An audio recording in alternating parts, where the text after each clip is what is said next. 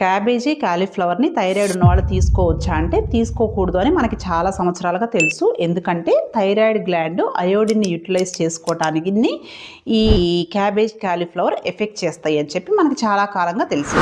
కానీ recent studies అసలు thyroid ఉన్నవాళ్ళు క్యాబేజ్ కాలీఫ్లవర్ తీసుకోవచ్చారు దాని గురించి స్టడీస్ ఏం చెప్తున్నాయి అంటే మనం ఎప్పుడు తీసుకోకూడదు అంటే మనం బాగా ఎక్కువ మోతాదులో తీసుకుంటున్నప్పుడు, లేకుంటే మనం రాగా పచ్చిగా తీసుకుంటున్నప్పుడు. ఎక్కువగా క్యాబేజ్ని చాలా వరకు సలాడ్స్లో వాడుతూ ఉంటారు. ఇలా పచ్చిగా తీసుకోవటం కానీ, లేకుంటే మనం అయోడిన్ ఎక్కువగా ఉన్న పదార్థాలు ఆల్రెడీ తీసుకోకుండా అయోడిన్ డెఫిషియన్సీలో ఉన్నప్పుడు కానీ తీసుకోవటం వల్ల ఎఫెక్ట్ చూపిస్తుంది.